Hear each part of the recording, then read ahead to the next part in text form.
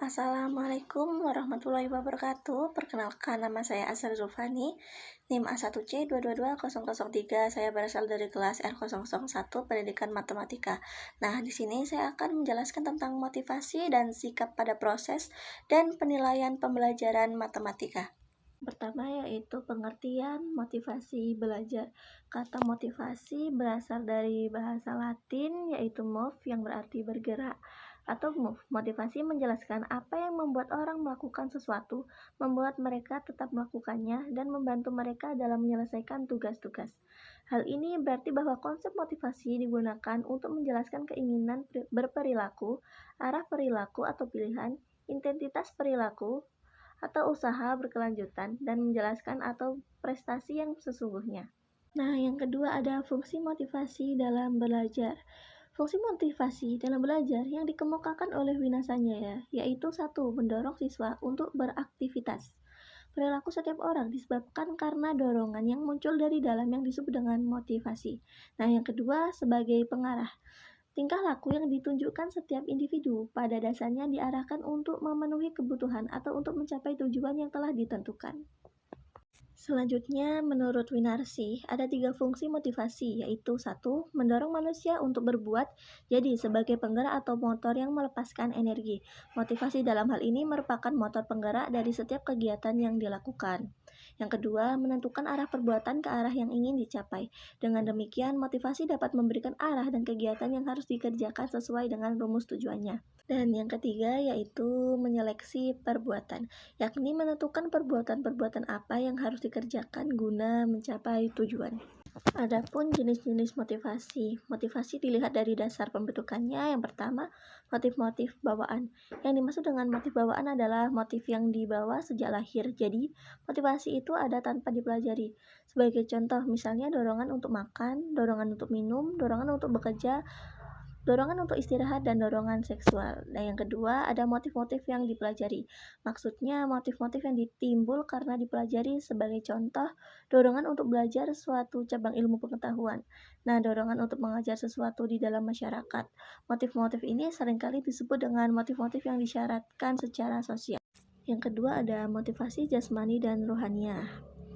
Nah, di sini jenis-jenis motivasi belajar dapat dibedakan menjadi 4 macam, antara lain motivasi instrumental. Motivasi instrumental merupakan dorongan yang membuat peserta didik belajar karena ingin mendapatkan hadiah.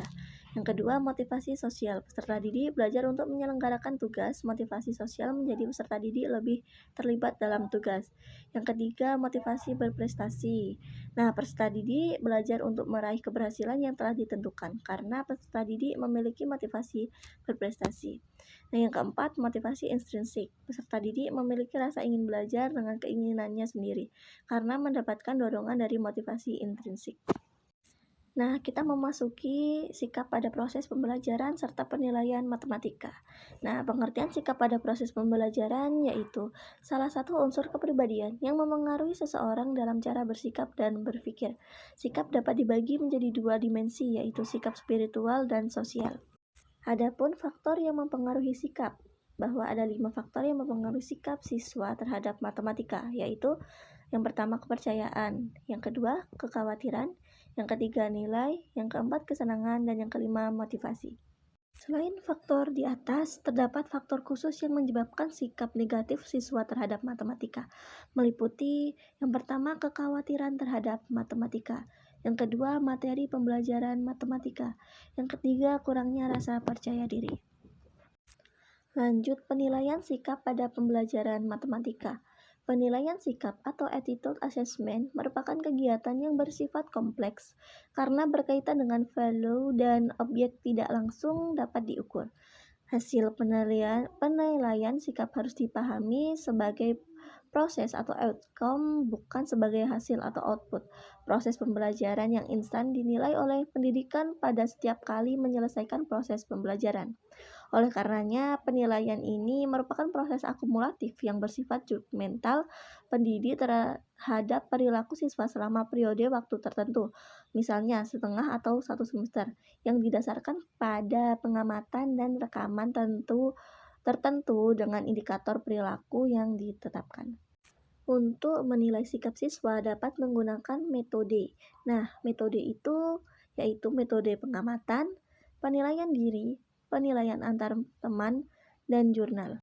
Kita masuk di penilaian pembelajaran matematika. Pengertian penilaian. Ada dua istilah terkait dengan konsep penilaian atau asesmen, yaitu pengukuran dan evaluasi. Pengukuran adalah proses penetapan angka terhadap suatu gejala menurut aturan tertentu, sedangkan evaluasi adalah penilaian yang sistematik tentang manfaat atau kegunaan suatu objek. Pada Permendiknas nomor 20 tahun 2007 juga disebutkan bahwa penilaian hasil belajar peserta didik pada jenjang pendidikan dasar dan menengah harus memperhatikan prinsip-prinsip sebagai berikut. Yang pertama yaitu sahih, berarti penilaian didasarkan pada data yang mencerminkan kemampuan yang diukur. Yang kedua ada objektif, berarti penilaian didasarkan pada prosedur dan kriteria yang jelas, tidak dipengaruhi subjektivitas penilai. Yang ketiga ada adil, berarti penilaian tidak menguntungkan atau merugikan peserta didik. Nah, yang keempat ada kebutuhan khusus serta perbedaan latar belakang agama, suku, budaya, adat istiadat, status sosial, ekonomi, dan gender. Yang kelima ada terbadu, berarti penilaian oleh guru merupakan salah satu komponen yang tak terpisahkan dari kegiatan pembelajaran. Nah, yang terakhir ada terbuka, berarti prosedur penilaian, kriteria penilaian, dan dasar pengambilan keputusan dapat diketahui oleh pihak yang berkepentingan. Kita masuk kepada komponen penilaian. Dimensi penilaian proses belajar mengajar berkenaan dengan komponen-komponen yang membentuk proses belajar mengajar dan keterkaitan atau hubungan di antara komponen-komponen tersebut. Komponen pengajar sebagai dimensi penilaian proses belajar mengajar setidaknya mencakup yang pertama, tujuan pengajaran atau instruksional. Yang kedua, bahan pengajaran. Yang ketiga, kondisi siswa dan kegiatan belajarnya. Yang keempat, kondisi guru dan kegiatan belajarnya. Yang kelima, ada alat dan sumber belajar yang digunakan. Dan yang terakhir, teknik dan cara pelaksanaan penilaiannya. Aspek-aspek yang dinilai dari komponen-komponen di atas dapat dijelaskan sebagai berikut. Yang pertama, kompeten tujuan instruksional, yaitu yang meliputi aspek-aspek ruang lingkup tujuan, abilitas yang terkandung di dalamnya, rumus tujuan, kesesuaian dengan kemampuan siswa, jumlah dan waktu yang tersedia untuk mencapainya, kesesuaian dengan kurikulum yang berlaku, keterlaksanaan dalam pengajaran. Yang kedua, komponen bahan pengajaran, yang meliputi ruang lingkupnya, kesesuaian dengan tujuan, tingkat kesulitan, bahan kemudahan memperoleh dan mempelajarinya, daya gunanya bagi siswa, keterlaksanaan sesuai dengan waktu yang tersedia, sumber-sumber untuk mempelajarinya, cara mempelajarinya, kesinambungan bahan, relevansi bahan dengan kebutuhan siswa, persyaratan mempelajarinya. Yang ketiga ada komponen siswa yang meliputi kemampuan persyaratan, minat dan perhatian, motivasi, sikap, cara belajar yang dimiliki, hubungan sosialisasi dengan teman sekelas, masalah belajar yang dihadapi, karakteristik dan kepribadian, kebutuhan belajar, identitas siswa dan kekeluargaan yang erat kaitannya dengan pendidikan. Yang keempat ada komponen guru yang meliputi penguasaan mata pelajaran, keterampilan mengajar, sikap keguruan, pengalaman mengajar, cara menilai, kemampuan mengembangkan profesinya, keterampilan berkomunikasi, kepribadian, kemampuan dan kemauan memberikan bantuan dan bimbingan kepada siswa, hubungan dengan siswa dan rekan siswanya, penampilan dirinya, keterampilan lain yang diperlukan. Yang kelima ada komponen alat dan sumber belajar yang meliputi jenis alat dan jumlahnya, daya guna, kemudahan pengadaannya, kelengkapannya, manfaatnya bagi siswa dan guru, cara penggunaannya. Dalam alat dan sumber belajar ini termasuk alat peraga, buku sumber, laboratorium, dan perlengkapan belajar lainnya. Nah, yang terakhir ada komponen penilaian yang meliputi jenis alat penilaian yang digunakan, isi dan rumusan pertanyaan, pemeriksaan dan interpretasinya, sistem penilaian yang digunakan, pelaksanaan penilaian, tindak lanjut hasil penilaian, pemanfaatan hasil penilaian, administrasi penilaian, tingkat kesulitan soal, validitas dan reliabilitas soal penilaian, daya pembeda, frekuensi penilaian, dan perencanaan penilaian. Dan materi terakhir yaitu keterhubungan motivasi dan sikap pada proses pembelajaran serta penilaiannya. Motivasi merupakan dorongan untuk memenuhi kebutuhan-kebutuhan tertentu dari seseorang. Contohnya, siswa yang memiliki motivasi tinggi untuk belajar menampakkan minat yang besar dan perhatian yang penuh terhadap tugas-tugas belajar mereka, memusatkan sebanyak mungkin energi fisik maupun energi psikis terhadap kegiatan tanpa mengenal perasaan bosan, apalagi menyerah. Sebaliknya, terjadi pada siswa yang memiliki motivasi rendah, mereka menampakkan keengganan, cepat bosan, dan berusaha menghindar dari kegiatan belajar. Lalu, sikap merupakan salah satu faktor yang amat penting yang ikut menentukan tindakan atau perbuatan manusia dalam memperlakukan objek yang ada di lingkungannya. Faktor sikap akan ikut menentukan apakah seseorang akan benci, menyayangi, menghindari, mendukung, dan sebagainya terhadap objek tertentu.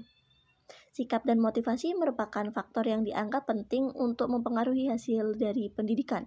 Ketika seseorang siswa menyukai suatu objek untuk dipelajari, maka dia akan memiliki motivasi tinggi terhadap objek tersebut dan juga akan memiliki sikap yang baik kepada pengajar yang memberi atau mengajari objek tersebut dan akan memiliki hasil yang baik pada akhirnya. Begitu pula sebaliknya, ketika seorang siswa tidak menyukai objek tersebut, maka dia tidak akan memiliki motivasi yang tinggi dan sifat yang baik sehingga hasil yang diperoleh juga tidak baik. Hal ini berarti sikap seseorang ikut mempengaruhi terhadap hasil dari suatu aktivitas yang dilakukannya. Sikap siswa terhadap objek akademiknya dapat dikategorikan ke dalam 5 kategori, yaitu yang pertama, pengertian dan pemahaman. Yang kedua, faedah atau manfaat. Yang ketiga, perasaan atau emosi. Yang keempat, rasa lesu atau bosan. Dan yang kelima, tingkat kesulitan belajar. Kategori sikap pertama sampai dengan ketiga termasuk kelompok sikap positif yang akan dikembangkan di dalam penelitian ini.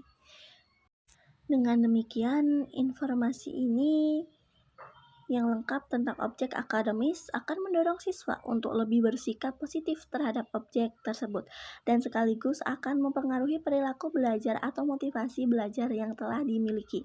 Dari uraian di atas dapat disimpulkan bahwa motivasi dan sikap belajar diduga mempunyai hubungan yang erat dengan hasil belajar siswa. Cukup sekian penjelasan dari materi yang dapat saya sampaikan. Lebih dan kurangnya saya mohon maaf. Akhirul kalam, wassalamualaikum warahmatullahi wabarakatuh.